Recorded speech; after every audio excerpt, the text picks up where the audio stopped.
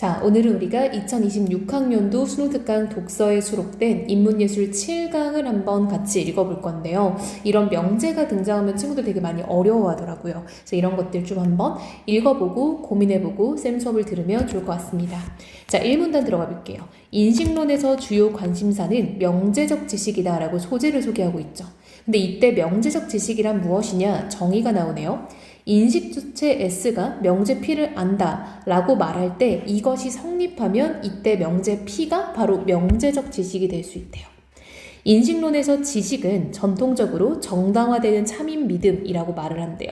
그럼 인식론 입장에서의 어떤 지식의 정의도 여기서 소개가 됐죠. 이게 정의네요.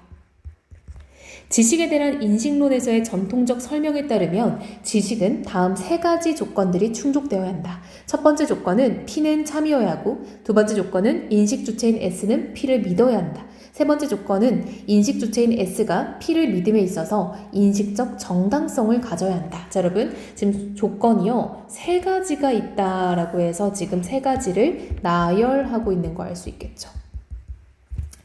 자, 특히 세 번째 조건은 지식과 단순한 추측을 구분하기 위해 필요한 조건에 해당한대요. 그게 뭐다? 그쵸. 인식 주체인 S가 P를 믿음에 있어서 인식적 정당성을 가지는 문제는요. 이거는 지식과 추측의 어떤 구분의 조건이 된다라는 거예요. 자, 여러분 이런 거 체크해놔야겠죠? 아, 정당성이 있어야 이 지식인 거고요. 그쵸? 인식적 정당성. 이 있는 경우는 지식이고요. 없는 경우는 추측이 된다라는 거죠. 가령 예시입니다. 행성에 대한 정의의 변경으로 인해 결정된 내용인 명왕성은 외소행성이다를 명제 P라고 할 때 S가 명제 P를 믿는 이유가 단지 동전을 던져 앞면이 나왔기 때문이라면 S는 명제 P를 안다라고 말할 수 없대요. 왜 그럴까요? 자, 여러분 포인트를 한번 잡아볼게요. 지금 우리가 세 가지 조건이 언급된 거 알죠? 자, 첫 번째는요, P가 참이어야 되고요. 두 번째는 얘를 믿어야 되고요. 세 번째는 이걸 믿음에 있어서 정당성을 가져야 된다인 거예요. 그럼 여러분 우리 아래에 있는 예시 한번 분석해 볼게요. 자, 어떤 인식 주체는요, 명왕성은 외소행성이다 라는 것을 이제 우리가 명제라고 넣고 봤을 때 이 명제에 대해서 주체의 태도를 한번 봅시다. 자, 일단 이 사람은요, 이것을 참이라고 믿고요. 그리고 얘를 믿고 있어요. 그쵸? 자, 첫 번째 조건인 참 충족됐죠. 왜냐면 명왕성은 외소행성이다 라고 결정됐으니까요. 두 번째, 주체는요 이거를 믿고 있대요.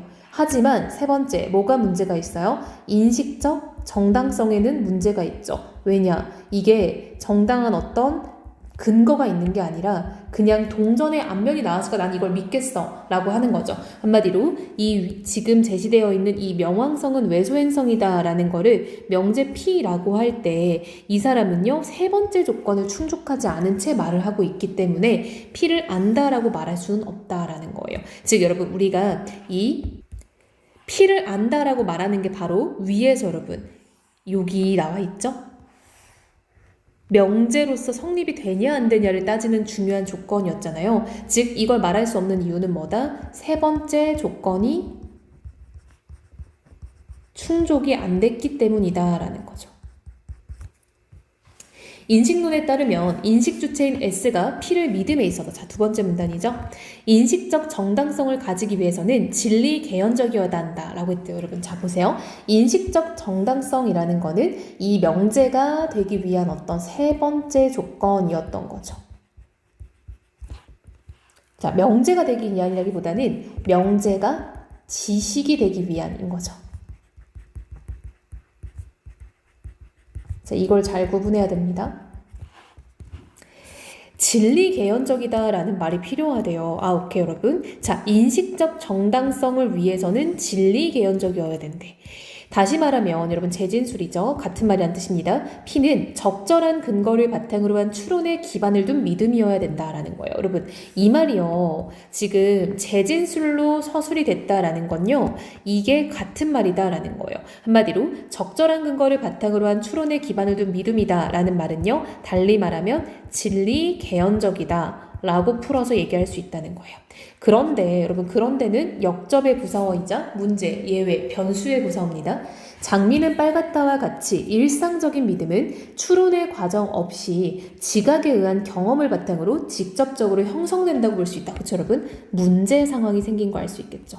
역시 그런 때가 뜨니까 문제가 생겼어요. 무슨 문제인가 봤더니 여러분, 자, 추론에 기반한 믿음이 진리 개연적이에요. 하지만 이러한 일상적인 믿음은 추론의 과정이 없다라는 거야. 한마디로 진리 개연적이지 못하다라는 거죠. 즉, 진리 개연적 특성을 성립할 수 없는 거죠. 이런 것들은 그냥 경험이기 때문에 그래요. 따라서 결론입니다. 추론에 바탕을 두지 않은 믿음들이 있는 것이지에 대한 질문과 이러한 믿음, 여러분 이러한 믿음은 무슨 믿음? 그쵸? 추론에 바탕을 두지 않은 믿음들을 말하는 거겠죠. 그쵸? 이거에 대한 정당화는 어떻게 이루어질 수 있는지에 대한 질문이 생겨날 수 있다.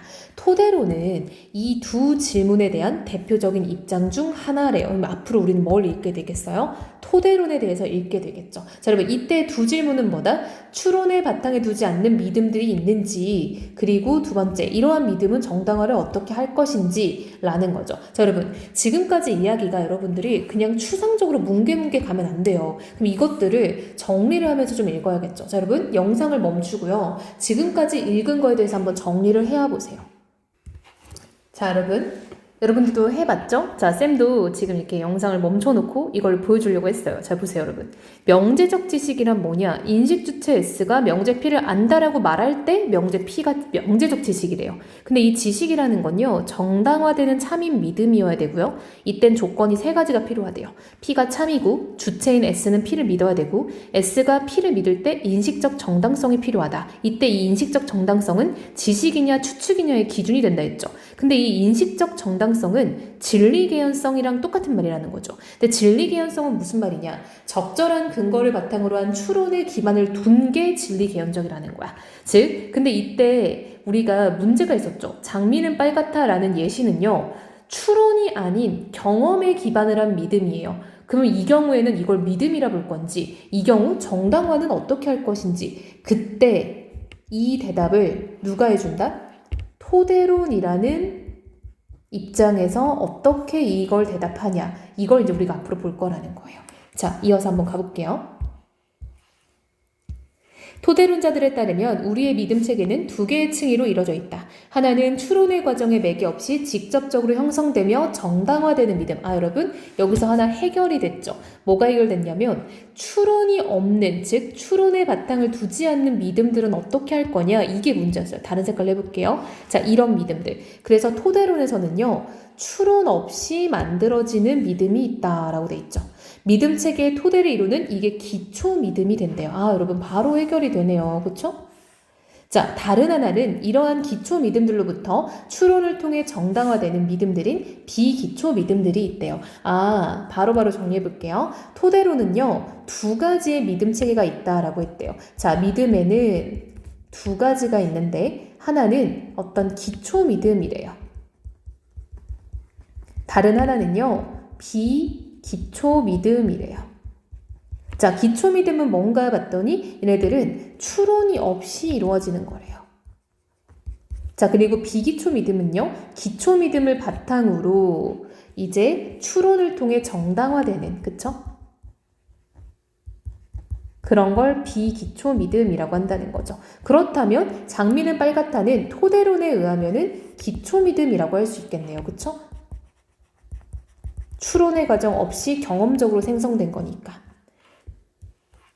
자, 토대론자들이 믿음들을 두 개의 층위로 나누는 이유는 기초 믿음이 존재해야만 논증이 존재하기 때문이다. 어떤 믿음 A1이 정당화되었다고 가정하자.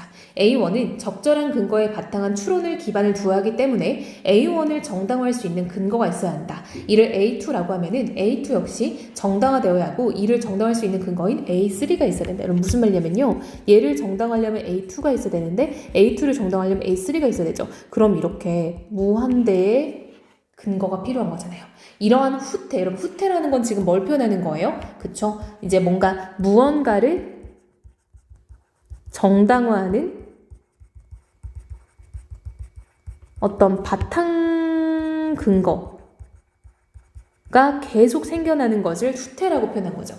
즉 정당화의 과정이 무한히 계속되면 어떠한 믿음도 정당화될 수 없게 되는데 이를 무한 후퇴 논증이라고 한대요. 토대론자들은 다른 믿음에 의존함이 없이 정당화되는 믿음들이 있다고 주장함으로써 무한 후퇴를 종결하는 것이다. 그쵸 여러분? 한마디로 여러분 이런 겁니다. 자, 토대론자 입장에서 기초 믿음은요, 무한 후퇴 논증을 해결할 수 있는 방법이 되겠죠. 자, 이어서 4문단인 것 같죠? 아닌가요? 맞죠? 자, 토대론자들은 무한후퇴 논증으로 나타나는 문제를 해결하기 위해 기초믿음이 있다고 주장했다. 토대론자들은 이와 함께 기초믿음이 어떻게 정당화되는지도 설명해야 했다. 이에 대해 토대론자들은 기초믿음이 다른 믿음에 의존함이 없이 정당화될 수 있다고 보았다. 그쵸 여러분? 이게 필요하죠. 그래야 후퇴를 안 할 거 아니에요? 이는 근거에 의거하지 않고 지각에 의한 정당화, 자신의 심리상태나 정신의 움직임을 내면적으로 파악하는 것에 의해 정당화가 가능하다는 것이다. 한마디로 지각의 정당화, 나의 어떤 내면적 파악에 의한 정당화가 가능하대요. 예를 들어 나는 기쁘다와 같은 심리 상태에 대한 파악을 통해 정당화되는 기초 믿음이다. 또한 나열이죠. 기초 믿음인 이 대상은 빨갛다는 이 대상에 대한 지각이나 관찰의 결과로 형성된 것이며 이 대상에 대한 지각에 따른 경험적 내용을 서술한 비개념적인 감각 경험인 이 대상은 빨갛게 보인다에 의해 정당화될 수 있다. 자, 여러분, 나는 기쁘다는 어떤 내면에 의한 정당화고요. 그 다음에 빨갛다는 경험, 그쵸? 지각에 의한 정당화인 거죠. 비개념적인 감각 경험이 기초 믿음을 정당화하는 까닭은 뭐뭐와 보인다, 뭐뭐 또는 들린다와 같은 수런은 외부 세계에 대한 판단이 아니라 감각 주체의 내면에 들어있는 경험적 내용, 즉 비개념적인 감각 경험을 나타내는 말이기 때문이다. 토대론자들은 다른 믿음에 의존하지 않는 믿음을 초석으로 선택하고 이를 토대로 다른 지식을 도출하려고 했다. 그쵸 여러분? 이 초석은 뭐겠어요? 기초 믿음이 되는 거고요. 그걸 통해서 다른 걸 꺼낸다라고 했으니까 그게 바로 비기초 믿음이 되는 거겠죠. 한마디로 여러분, 여기서 말하는 기초 믿음들은요, 두 가지의 방법이 있죠. 첫 번째는 내면의 어떤 심리에 의한 정당화, 나의 어떤 감정 상태, 나의 느낌 이런 거. 그 다음에 어떤 지각의 정당화. 이 두 가지가 있다는 거죠. 지각을 이제 감각기관으로 느끼는 거죠. 자, 5문단입니다. 토대론자들의 이러한 입장, 어떤 입장, 그쵸? 기초 믿음을 놔두고 비기초 믿음을 추론하는 입장이겠죠. 어떤 믿음이 기초 믿음이 되며 기초 믿음으로부터 어떻게 비기초 믿음이 정당화되는가를 두고 여러 입장으로 나뉘는데 그 중에서 대표적인 것으로 고전적 토대론과 최소 토대론으로 들 수 있다. 여러분, 여러 입장으로 나뉜데요. 분류인 거죠. 고전적 토대론에서 기초 믿음은 오류가 불가능해야 하며 오직 연역 추론을 통해서만 결론인 참인 명제를 도출할 수 있다고 보았대요. 자, 여러분, 지금 여기 있는 기초 믿음은요, 두 가지 특성이 있는데요. 첫 번째는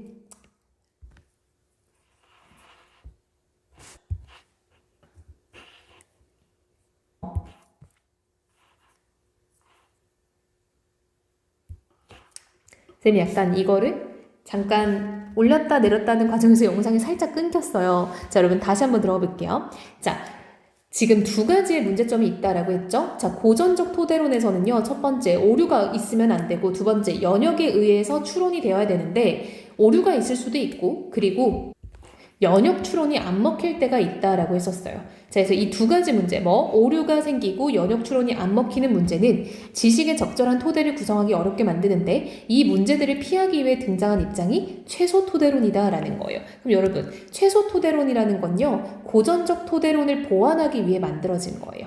자, 고전적 토대론과 달리 비기초 믿음들이 기초 믿음들로부터 귀납적인 방식으로도 정당화될 수 있고 오류가 나타날 가능성도 있다라고 인정을 했대요. 자, 여러분, 최소 토대론은요, 자, 오류가 있을 수 있고 오류도 발생 가능. 두 번째는 귀납도 가능이에요. 그럼 여러분, 귀납도 가능하다는 건 연역도 맞고 귀납도 맞다는 거야. 근데 여러분, 이때 친구들이 이 연역 추론이라는 말과 귀납 추론이라는 말을 뭘 좀 어려워하는데요. 대표적으로 3단 문법 생각하면 되거든요. 한마디로 뭔가 하나 일반적인 어떤 좀 원리 하나를 놓고 개별적인 것들을 끌어내는 게 연역법이고요. 귀납은 반대예요. 개별적 경험을 통해서 이제 일반화된 원리를 끌어내는 거예요. 그래서 지금 그 기초 믿음에 대해서 고전적 토대로는 오류가 없어야 되고 기초 믿음을 통해서 다른 믿음, 이제 비기초 믿음이겠죠? 비기초 믿음을 추론할 때는 연역의 과정만 된다라고 봤던 거예요. 하지만 최소 토대로는 기초 믿음 역시 오류가 가능하고 기초 믿음에서 비기초 믿음을 추론할 때 귀납도 가능하다라고 봤다는 거예요. 최소 토대로는 오류 가능성을 인정하고 귀납적 방식의 정당화를 허용함으로써 지식의 적절한 토대를 구성할 수 있도록 하였다. 자, 6문단. 하지만 토대론의 근본적인 한계는 바로 비개념적인 감각 경험에 의한 정당화가 가능한가에 대한 문제이다. 가령 이 대상은 빨갛다는 믿음이 이 대상이 빨갛게 보인다에 의해 정당한 추론 관계가 성립되어야 한다. 이를 위해서는 이 대상이 빨갛게 보인다가 참이나 거짓임을 알 수 있는 명제가 되어야 하는데 이 경험은 참 또는 거짓을 객관적으로 판단할 수 없는 개별적 경험이다. 칸트는 내용 없는 사유는 공허하고 개념 없는 직관은 맹목적이다라고 했다. 칸트의 말에 따르면 빨강에 대한 개념 없이 이 대상은 빨갛게 보이니까 이 대상은 빨갛다라고 하는 것은 참이나 거짓을 판단할 수 없는 비개념적 감각 경험으로 정당화되는 것이다. 그러므로 결론, 이 대상이 빨갛게 보인다는 믿음은 맹목적이라고 할 수 있다. 토대로는 이러한 근본적인 한계는 정합론이 등장하는 원인이 되었다. 자, 여러분, 토대론의 이러한 근본적인 한계가 과연 뭡니까? 그쵸. 비개념적 감각 경험에 의한 정당화가 가능한가의 문제가 바로 토대론의 어떤 근본적인 한계였다는 거예요. 자, 비개념적 감각 경험이 뭐냐? 이런 말이죠. 여기서 나와 있어요. 빨강에 대한 개념정의 없이 그냥 그게 빨갛게 보인다라는 감각 경험이 과연 정당한 거냐라는 거죠. 자, 이로 인해서 정합론이 등장하게 되었고 정합론에서는 모든 믿음들이 사실 또는 실제와의 비교를 통해 정당화되는 것이 아니라고 봤대요. 이 입장, 정합론의 입장에서는 이미 가지고 있는 지식의 체계 중 옳다고 판별된 체계에 비추어서 모순됨이 없이 들어맞는지 여부에 의해 지식의 옳고 그름을 가릴 수밖에 없다고 주장했다. 자, 여러분, 지금 토대론이 생겼는데요. 이러한 토대론에는 또 어떤 문제점이 있다라고 되어 있죠. 따라서 이러한 문제를 보완하기 위해 생긴 게 뭐다? 정합론이래요. 정합론. 자, 이때 여러분 정합론이라는 건 뭐래요? 모든 믿음들이 사실 또는 실제와의 비교를 통해 정당화될 필요가 없다. 그쵸? 지식체계 중 옳다고 판별된 체계에 비춰서 모순됨 없이 들어맞으면 우리는 그냥 옳고 그름을 가리면 된다 라고 보는 게 정합론이다라는 거예요. 글이 너무 길죠? 왜 이렇게 길어? 그쵸? 자, 여러분, 이 글은요, 여러분들이 읽는 게 어렵지 않은데도 읽고 나면 남는 게 하나도 없는 지문의 전형이에요. 그래서 이런 것들 우리 친구들이 좀 정리를 해주면서 읽어야 되는데 맨날 보면은 그냥 눈으로만 읽고 모르겠어요 라고 말할 때가 되게 많거든요. 제발 좀 문단별 요약 좀 하고 좀 본인이 약간 어떻게 글을 이해하고 있는지를 점검하는 게 매우 필요하다라고 보세요.